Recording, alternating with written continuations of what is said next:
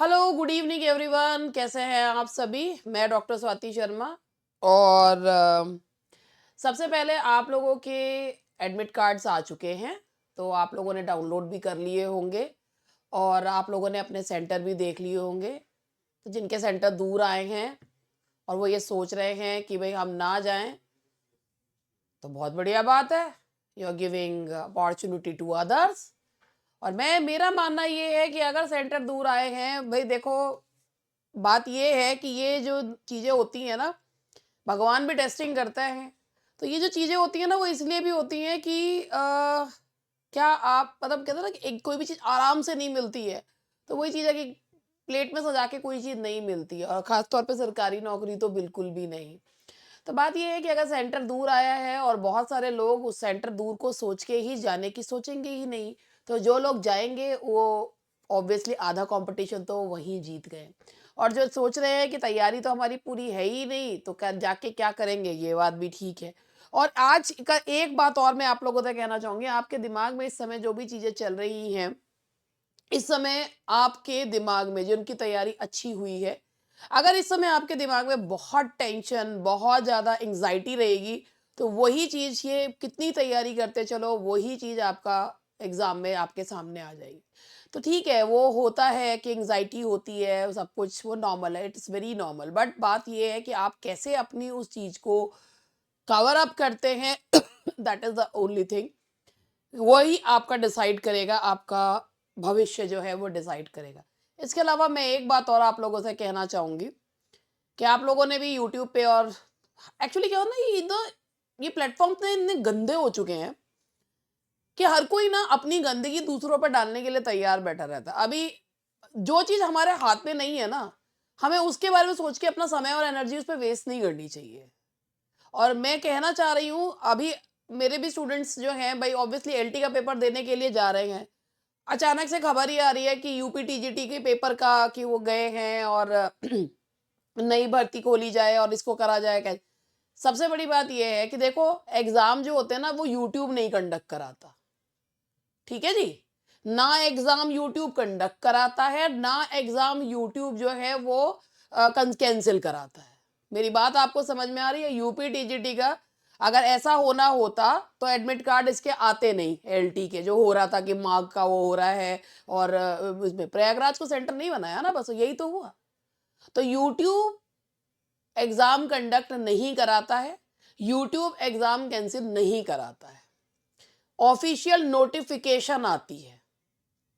तो जो चीज भाई अभी ऑफिशियल नोटिफिकेशन नहीं है और होगी भी नहीं, आप लोगों को सबसे भाई यूपी टीजीटी का जो वो 4,500 जो पोस्ट है जिन पे एग्जाम होना है, वही होगा पहले। वो लास्ट एग्जाम है जो पुराने पैटर्न पे होना है, वो होके तब नई वैकेंसी इसके जो है नए पैटर्न पे होंगी। तो मत जाइए इन सब बातों पे कि एक तरफ at the back of mind कि भाई हमारा यूपी टीजीटी की हमने तैयारी करी है, एलटी का देने जा रहे हैं, हमारे दिमाग में कहीं पेपर ना ऐसा हो जाए। नहीं, मत सोचिए। मैंने फिर वही वाली बात कह रही हूँ कि यूट्यूब पे कि लोगों को अपने व्यूज बढ़ाने के लिए, अपने हर चीज के लिए बहुत कुछ चीजें जो है वो चाहिए होती हैं। वो ये नहीं सोचते हैं कि हमारी गलत बातों से लोगों के अंतर्मन मन पे, उनकी आत्मा पे, उनके दिल पर क्या प्रभाव पड़ता है। हमारी एक बात से कोई अगर हम पे कोई विश्वास कर रहा है, हमारी एक बात से लोगों को, अरे नोटिफिकेशन आया, कोई नोटिफिकेशन किसी के कुछ भी कह देने से कुछ भी होता हो जाएगा क्या? ऐसे तो कितनी बार एग्जाम करवा लिया यूट्यूब ने। तो इसीलिए दो बातों को मैं आप लोगों से कहूंगी, अपनी बात ध्यान रखिएगा। पहली बात, एलटी का एग्जाम है, जिन लोगों का एलटी का एग्जाम है, focus on that exam only. Tension है कोई बात नहीं, डर लग रहा है कोई बात नहीं, आगे बढ़िए, उस डर को पार करिए। आपके एग्जाम में आपकी मेहनत, आपका काम आपकी जो है आपकी कामनेस और कंपोजर जो है वो काम आएगा। कि आपको हर क्वेश्चन जब आप पढ़ के ध्यान से करेंगे तो, ना कि अगर एंग्जाइटी फील करेंगे, वही चीज आपके पेपर में। और दूसरी चीज, जो यूपी टीजीटी की अफवाह फैल रही है, अफवाहों पे मत जाइए। जो चीज आपके हाथ में नहीं है उसकी परवाह मत करिए, जो हाथ में है वो करिए, और वो है पढ़ना। तो ये वाली बात कह के अब मैं अपनी बात स्टार्ट करती हूँ। आज है हमारा डे 17। डे 16 मैंने 7 तारीख में करवाया था, आज है 9 तारीख। और आज मैं आप लोगों को करवाऊंगी, मैंने उस दिन 1 से 50 तक क्वेश्चन करा दिए थे। आज मैं कराऊंगी 51 से 100 तक के क्वेश्चन। देखिए भैया, मैं तो नो नॉनसेंस वाले इंसान में से हूं, और मुझे जो है ये अच्छा लगता है कि अगर मेरी बात से काहे को मैं किसी को, वही वाली बात, यूट्यूब पे हर किसी को अपने बस, और पता है इन ये जो वीडियोस होते हैं ना, इस पे लाखों व्यूज भी हो जाते हैं। हमारे जैसे हम लोग जो इतनी मेहनत करते हैं, उन पे 1000 1500 भी हो जाते हैं तो बहुत बड़ी बात होती है। और ये 7.5 वीडियोस पे एग्जाम होगा कि नहीं होगा, एग्जाम एडमिट कार्ड आएंगे नहीं आएंगे, उन पर लाखों व्यूज हो जाते हैं। ये देखिए, फ्रस्ट्रेशन होता है हमारे जैसे को भी कि हम लोग क्यों इतनी मेहनत कर रहे हैं।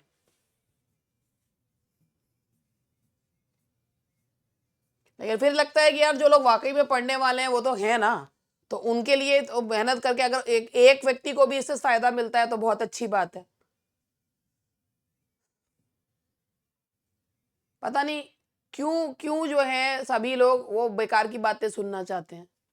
चलिए, अब 51 क्वेश्चन से है। अगर आप लोगों को इससे पहले के क्वेश्चन देखने हैं तो वो क्वेश्चन आपको मिलेंगे। इससे पहले वाला सेशन है डे 16 है, और वो डे 16 जो है वो आपको इसमें 51 से लेकर 50 तक क्वेश्चन है। तो पहला क्वेश्चन आप लोग यानी कि 51 क्वेश्चन जो है, biography is best defined as. क्या होती है बायोग्राफी? बायोग्राफी होती है that is actually a historical and literary account of someone's life written by another person। पहली बात, बायोग्राफी किसी और के द्वारा लिखी जाती है। बायोग्राफी जो होती है वो हिस्ट्री होती है। ग्रेट पर्सनैलिटीज के जब हम लाइफ उनकी पढ़ते हैं तो हमें उस समय का इतिहास जो है वो पता चलता है। A historical and literary account of someone's life.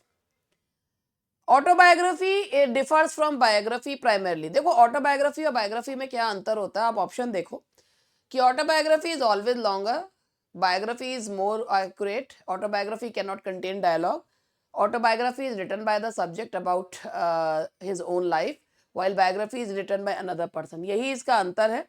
और एक और चीज मैं आपको बताती हूँ, ऑटोबायोग्राफी जो होती है ना वो सब्जेक्टिव होती है, और जो बायोग्राफी होती है ना वो ऑब्जेक्टिव होती है, क्योंकि वो किसी और के द्वारा। और बायोग्राफी कंप्लीट होती है, ऑटोबायोग्राफी कंप्लीट नहीं होती है। A memoir is characterized by, memoir का मतलब होता है संस्मरण। तो memoir is characterized by comprehensive coverage of every moment of the writer's life, purely objective documentation without interpretation, selective focus और significant। देखो, memoir जो होता है ना वो अपने से जुड़े हुए जो संस्मरण होते हैं ना वो बताता है, वो छोटे छोटे इंसिडेंट्स होते हैं। तो selective focus on significant experience, relationships और periods। The primary distinction between autobiography and memoir is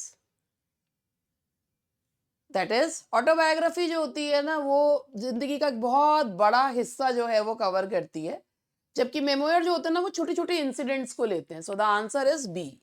answer is B. Boswell's life of Samuel Johnson exemplifies which biographical form. James Boswell का जो लाइफ ऑफ सैमुअल जॉनसन के बारे में उन्होंने लिखा है, ये डिटेल्ड बायोग्राफी है जिसमें सैमुअल जॉनसन की लाइफ है, और बॉसवेल ने बायोग्राफर बॉसवेल जो है उन्होंने अपना रिलेशनशिप भी बताया है सब्जेक्ट के साथ। तो that is A. The reliability of autobiography as historical evidence is complicated by its complete objectivity. मैंने अभी बताया था ऑब्जेक्टिव तो ये होती है। द सेलेक्टिव भाई ऑटोबायो नहीं, मतलब ऑटोबायोग्राफी ऑब्जेक्टिव नहीं होती है, बायोग्राफी ऑब्जेक्टिव होती है। तो ऑटोबायोग्राफी जो होती है ना वो हिस्टोरिकल एविडेंस के रूप में इसलिए रखी जाती है। आप सोचो, आपको अपनी कहानी कहने के लिए कहा जाए तो कभी कभी आप भावनाओं में बहुत ज्यादा बह जाते हो, तो वही है सेलेक्टिव नेचर ऑफ मेमोरी। कई बार हमें कुछ चीजें याद नहीं रहती हैं। ऑथर्स इमोशनल, और क्या होता है ना, कई बार हम चीजों को बहुत ज्यादा इमोशनल बना देते हैं, उतना तड़का लगाने की जरूरत होती नहीं है। That is B.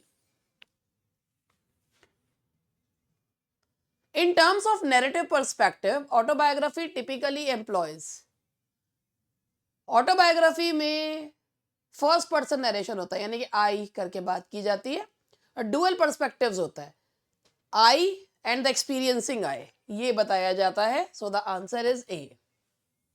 ए है ए, बी नहीं है, दैट इज ए। अब मैं लेफ्ट हैंडर हूं, मेरी इधर की तरफ बोर्ड के इधर की तरफ जगह नहीं है, नहीं तो मैं यहां से खड़े खड़े पढ़ा दूं, लेकिन वही है। अब देखती हूँ, चलिए। The biographicals modes Relationship to historical truth is complete objectivity, an attempt to represent truth while acknowledging the inevitable selectivity and interpretation involved in any narrative. देखो बायोग्राफिकल मोड से रिलेशनशिप, बायोग्राफी के माध्यम से हिस्टोरिकल ट्रूथ बताने की कोशिश तो की जाती है पूरी, लेकिन पूरी सच्चाई तब भी नहीं बताई जा सकती, क्योंकि होता यही है कि जो इसने जो बताया है उसी के अकॉर्डिंग तो चीजें जो है वो लिखी जा रही है ना। तो answer is B. Which statement best characterizes the romantic period's attitude towards autobiography? Romantic period में considered an inferior genre exclusively for historical documentation. It gained prominence as a vehicle for exploring individual consciousness. जैसे prelude जो है वो lyrical buildings Roman जो है वो कहलाता है। तो एक्सपीरियंस रोमांटिक पीरियड में जो ऑटोबायोग्राफी थी वो व्यक्ति की कॉन्शियसनेस को जानने के लिए एक प्रकार से एक माध्यम के रूप में जो है वो इवॉल्व हुई थी और उसके स्पिरिचुअल डेवलपमेंट को बताने के लिए। So the answer is C.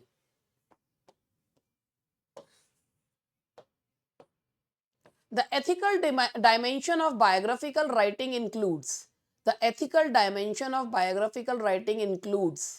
that is the responsibility to represent the subject truthfully while respecting privacy and avoiding sensationalism. Obviously जब आप किसी की बायोग्राफी लिखते हैं तो उसमें आप सब्जेक्ट को तो रखिए, मगर उसके साथ ही कहीं से कहीं तक जो सनसनीखेज ना हो जाए, उसकी प्राइवेसी को भी आपको जो है मेंटेन रखना होता है। So the answer is D. बात क्या है ना, सनसनी बिकती ज्यादा है। Autobiography significance as a literary form emerge prominently कब हुई थी?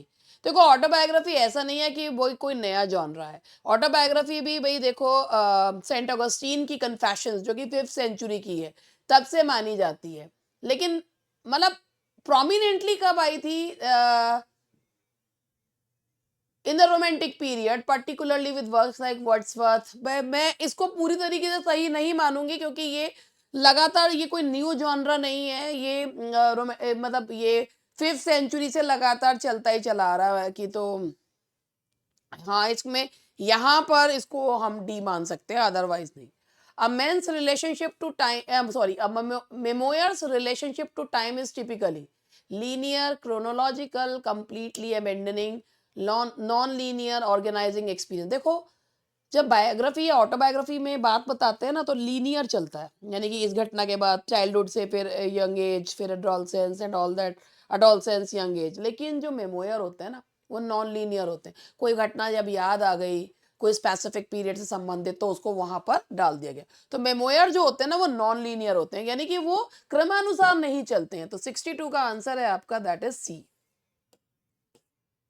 The authorial voice in autobiography is characterized by, autobiography में वही बताया ना आपको कि डुअल वो चलता है, पहला कहने वाला और दूसरा एक्सपीरियंस करने वाला। तो that is dual consciousness, B. That is dual consciousness and that is B. Biographical criticism, an approach to literary analysis, argues that biographical criticism understanding an author's biographical context, कि बायोग्राफिकल क्रिटिसिज्म क्या होता है कि एक author के biographical उसको उसके बारे में जाने, उसके एक्सपीरियंसेस को, उसके डेवलपमेंट को। इससे क्या होता है कि लिटरेरी प्रोडक्शन को प्रोड्यूस करने में आसानी रहती है। So the answer is A. Which characteristic distinguishes memoir from traditional autobiography in contemporary uses?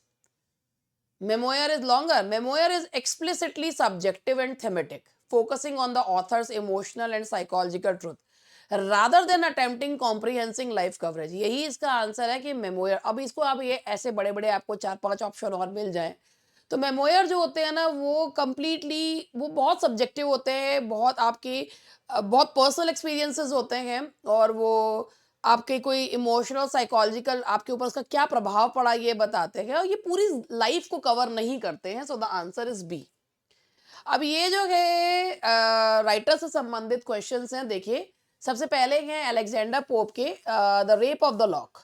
The rape of the lock आप सभी को पता है कि ये मॉक हीरोइक पोएम है और मॉक हीरोइक का मतलब होता है कि मतलब जो हीरोइक पोएम और एपिक पोएम को एक पैरोडाई मतलब इसको बर्लेस्क स्टाइल में या पैरोडी करके बताया जाए। तो रेप ऑफ द लॉक ने क्यों यूज किया है? तो उन्होंने क्या करा, एक बहुत ही छोटा सा इंसिडेंट है, cutting off the lock of a hair, और उसे उन्होंने क्या करा है विद द इलेबरेट। आप ना इसके ऑप्शंस पे मत जाओ, आप इस ऑप्शन को, जो भी इसका सही आंसर है ना, उस ऑप्शन को ढंग से पढ़ लोगे ना, तो आपका एक रिवीजन हो जाएगा। The rape of the lock जो है वो एक छोटा सा इंसिडेंट है। क्या? बेलिंडा का हेयर जो है वो काट लिया जाता है, और उसमें उन्होंने ना एपिक पोइट्री के सारे कन्वेंशंस, चाहे वो जो है मतलब उन्होंने बेलिंडा को एक हीरो की तरह जो है उसको प्रस्तुत किया है। बेलिंडा के जो टॉयलेटरीज हैं उनको उसके आर्म्स की तरह यूज़ किया है, और जो सिल्स एंड नोम्स वगैरह हैं उनको जो ड्यूएक मशीना की तरह, ड्यूएक मकीना की तरह यूज़ किया है। तो ये सारी चीज़ें जो है ना, और उसके साथ-साथ 18th सेंचुरी की सोशल वैल्यू पे उन्होंने सैटायर किया। एंड सैटायर बेसिकली जो लिखा जाता है ना, the purpose of satire is to bring reform in the society. The sylphs in the rape of the lock function as, sylphs जो उसमें दिखाई है वो बेसिकली महिलाओं की वैनिटी को दिखाने के लिए है। तो बी है allegorical representations of female vanity and frivolous concern, कि औरतें छोटी छोटी बातों पे और बेकार की बातों पे जो है वो कंसर्न रहती हैं। और पोप ने उस समय में औरतों की ट्रिवेलिटी पर एक ये कमेंट किया है। And if you see from a men's point of view तो वो बहुत हंसी का विषय हो सकता है, but if we see it from a woman point of view, तो मेरा मानना ये है कि obviously when women do show that they are very concerned about the trivialities of life, तो वो खुद को अपने आप को इस तरीके से बना भी लेती हैं, और इतनी कमजोर होती नहीं है महिलाएं। तो यहाँ पर उन्होंने ना ट्रिविलाइजेशन ऑफ विमेन्स इंटेलेक्ट की औरतों को दिखाया कि इतनी बुद्धि जो होती है ना मटर के दाने के बराबर होती है औरतों में। Pope satire in the rape of the lock targets primarily, अब मैंने आपको बताया था the satire underscores reform in the society.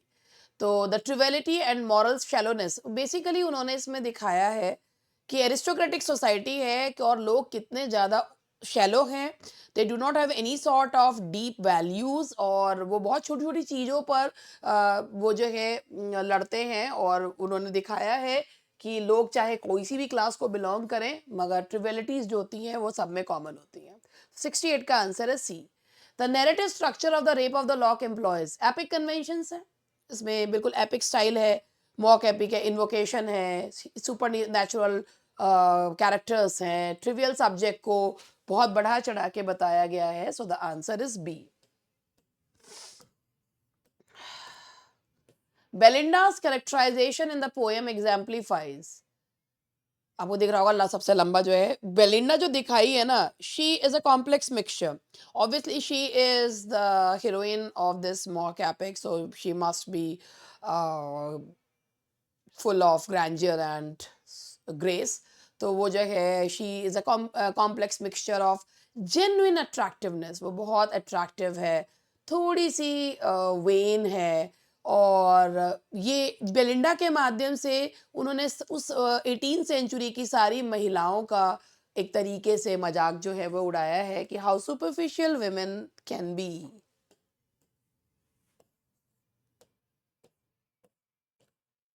The cave of spleen episode, वैसे ये इसका नहीं है मगर इसमें cave of spleen episode in the rape of the lock represent an allegory of female emotional excess, की औरतें कितनी ज़्यादा जो हैं वो इमोशनल होती हैं, और कितनी ज़्यादा फूट फूट के रोती हैं, और कितनी बेकार की बातों पे जो है वो परेशान हो जाती हैं। तो 71 का आंसर है आपका D.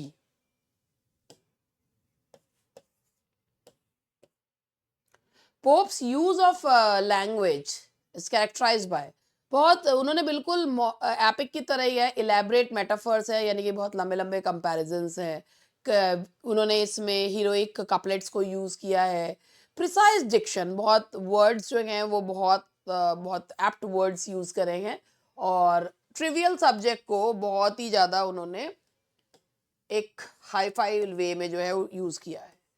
The social satire in the rape of the lock most fundamentally critics, social satire है, the reduction of women's value to physical appearance and society female concern combined with the importance placed on sexual reputation. तो ये है social satire, यही के basically criticise यही कर रहा है कि औरतों की वैल्यू, उनकी सुंदरता, दे जस्ट डॉल्ड अप मतलब जो 18वीं सेंचुरी की महिलाएं दिखाई हैं उनका एक ही काम था, just doll up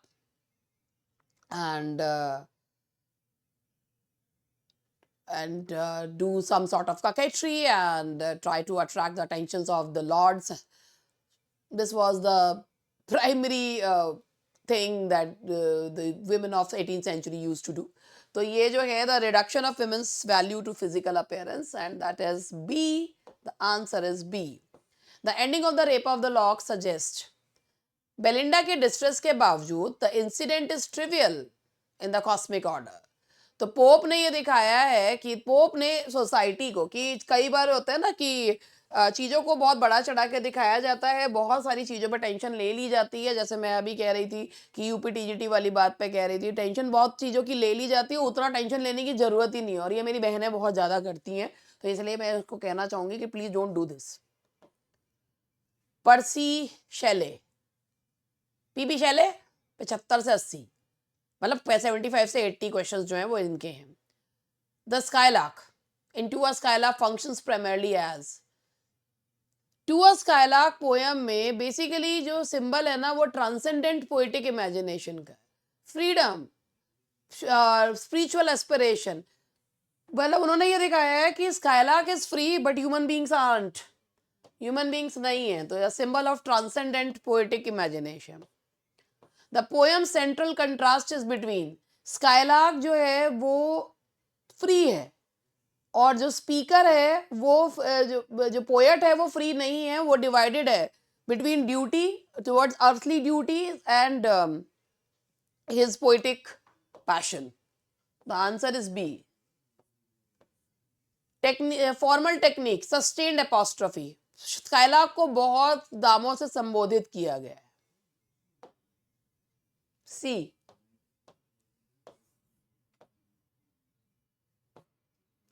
O teach me in to a skylark reveals, जब वो कहते हैं ना O teach me half the gladness, तो वो बोलते हैं कि जो स्पीकर जो है बर्ड से कह रहे हैं कि मुझे भी सिखा दो कि जो ये अपनी क्रिएटिव पावर, इतनी खुश जो तुम रहती हो ना, मुझे अपनी आधी ही खुशी जो है वो दे दो।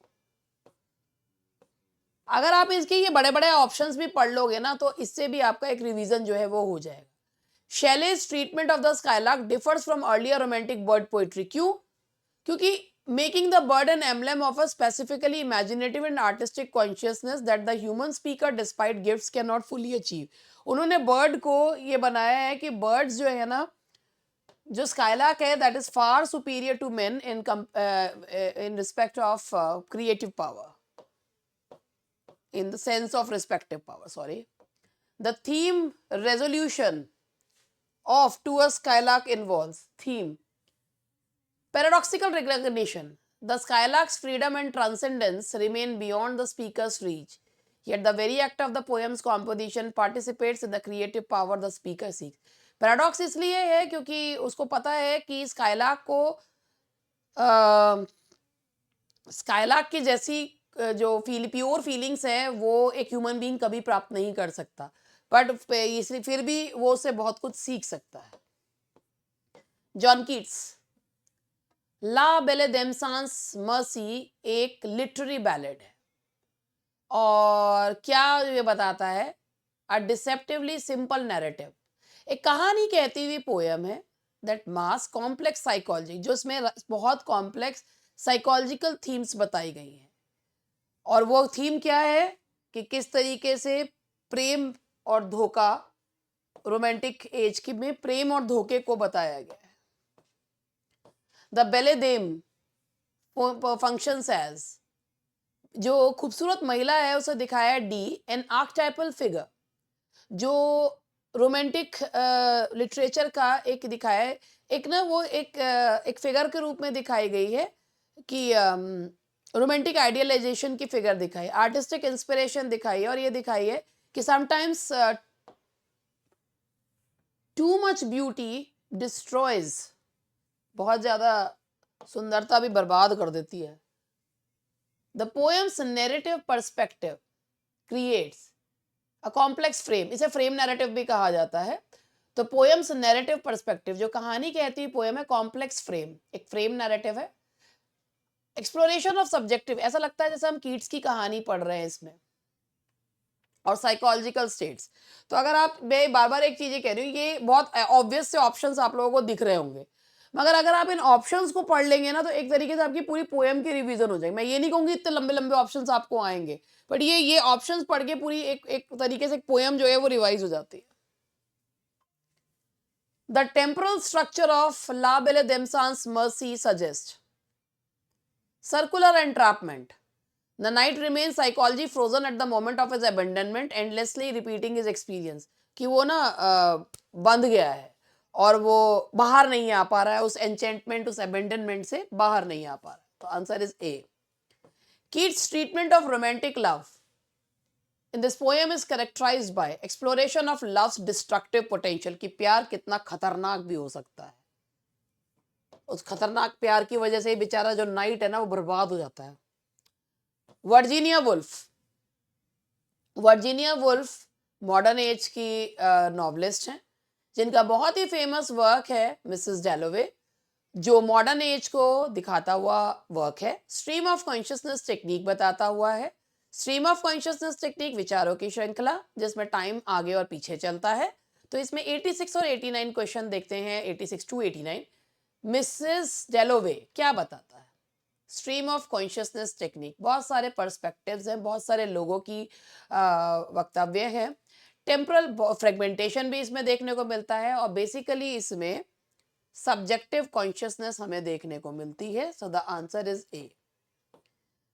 सिंगल डे, ये कहानी सिर्फ एक दिन की कहानी है मिसेस डेलोवे की, तो ये क्या बताती है? The modernist concern with depicting the richness with complexity of consciousness demonstrating that a single day contains multitude। ये बेसिकली इसमें क्या बताया है कि एक दिन में भी हजारों विचार, हजारों इमोशनल एक्सपीरियंसेस आ सकते हैं और उसी फ्रेगमेंटेशन, उसी स्ट्रीम ऑफ कॉन्शियसनेस को बताया गया है। The answer is B. The parallel narrative of Clarissa Dalloway and Septimus Warren Smith's function primarily to दो डिफरेंट रिस्पॉन्स मॉडर्न लाइफ के फ्रेगमेंटेशन को दिखाने के लिए। सेप्टिमस वॉरेन स्मिथ जो कि शेल शॉक से पीड़ित था और आत्महत्या कर लेता है लास्ट में, तो सेप्टिमस का साइकोलॉजिकल ब्रेकडाउन, और ये दोनों ही, चाहे क्लैरिसा डेलोवे हो या सेप्टिमस, दोनों they were suffering from alienation. Woolf की जो नैरेटिव टेक्निक है वो क्या है? चैलेंजेस ट्रेडिशनल कॉन्सेप्ट, क्योंकि ये मॉडर्न एज है तो वो कॉन्सेप्ट, कौन से ट्रेडिशनल कॉन्सेप्ट को जो है वो चैलेंज कर रहा है? Character development, identity, casualty and the boundaries between self and other. तो ये ना फ्लूडिटी है और इसलिए इसमें इसका आंसर है ए। हॉथॉर्न्स द स्कारलेट लेटर, ए जो फंक्शन करता है नॉवल में अ मल्टीवेलेंट सिंबल, कभी एडल्ट्री है, कभी एबल है, कभी एंजल है। तो बहुत सारे शुरुआत हुई थी एडल्ट्री से, एडल्ट्रेस से, लेकिन फिर एबल, एंजल इनमें बदल जाता है। Hester Prynne characterization develops from, सबसे पहले she was the symbol of symbol of shame, और उसके बाद she became the symbol of reverence, so that is D. The forest scene in the Scarlet Letter function symbolically as, मैं आपको फिर वही वाली बात कह रही हूँ, the options, the answers are very obvious।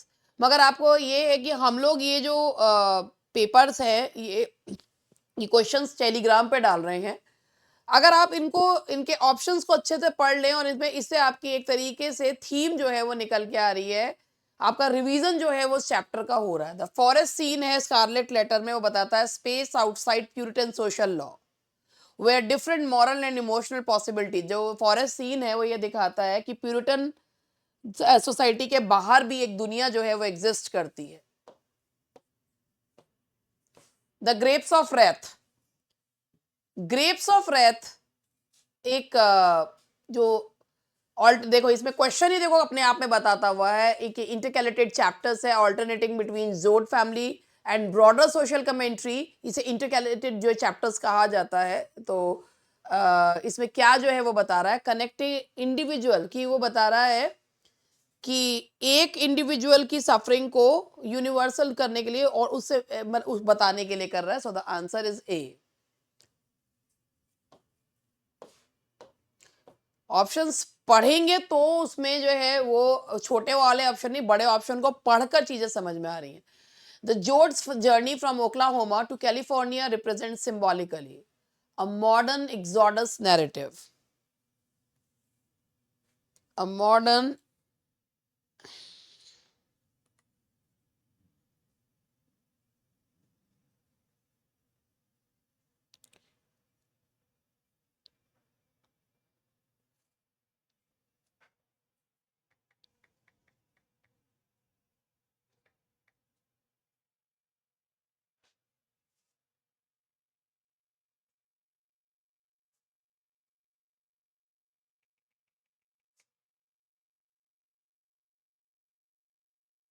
चलिए आगे बढ़ते हैं। जोट फैमिली की जो जर्नी दिखाई है वो मॉडर्न एक्सोडस है, यानी कि जब लोगों का मास जो है भागना का वो दिखाया, एक मॉडर्न बिब्लिकल उसको थीम की तरह दिखाया गया है, suggesting both hope for redemption, कि लगता है कि हाँ शायद हमें हम जो है मुक्त हो जाएंगे, एंड एक डिस्ट्रक्टिव इफेक्ट्स भी दिखाए गए, capital exploitation. The answer is B. Ma characterization emphasizes, Ma जो दिखाई है इसमें, she is resilient, strong and उसमें दिखाया है कि शी इज, मतलब कितना भी कोशिश करो तोड़ने की, but she stands again. The answer is D.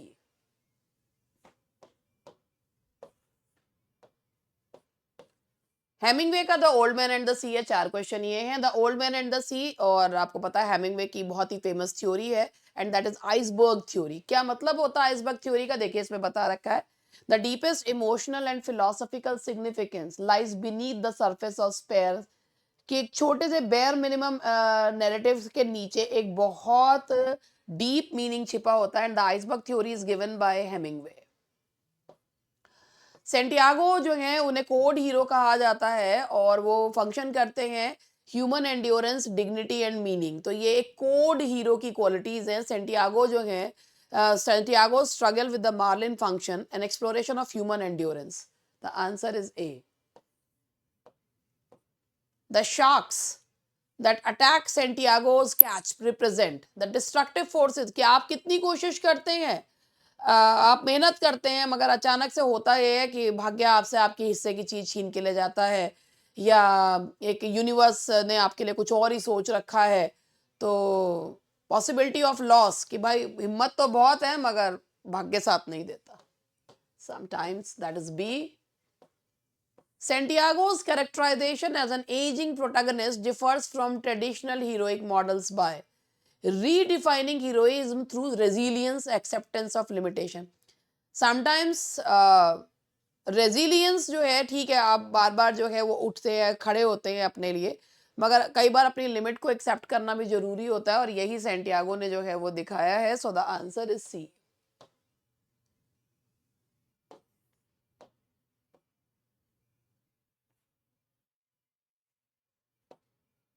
The novel's final image of Santiago sleeping, और वो लास्ट में लायंस को देख रहे हैं, that is the human capacity to transcend material loss through imagination and maintenance of spiritual vitality, कि वो जो है वो कहता है कि हाँ भाई ये ह्यूमन कैपेसिटी ही है, कि नुकसान तो हुआ मगर सोच तो सकते हैं ना कि yes I did something important. So this is the session of today. तो here is a fine call. अब आप लोगों के थोड़े से ही जो है भाई फाइनल एग्जाम तक के कुछ ही समय जो है रह गया है, तो परेशान नहीं होइएगा, और everything is gonna be all right. बस कीप काम एंड एग्जाम दीजिए ढंग से। Okay bye.